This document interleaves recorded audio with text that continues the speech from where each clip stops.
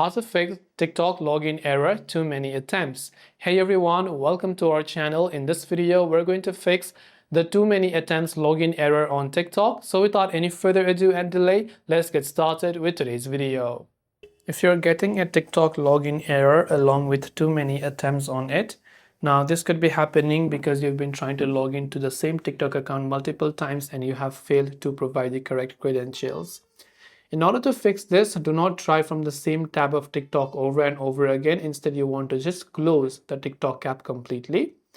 Now, long press on the TikTok app icon on Android especially, you'll find this I button that says App Info, which will take you to the App Info page. And from here, what you can do is you can simply go to the Storage Usage tab and you can clear the cache files and you can try to clear the data, which will remove all the data from the app, by the way.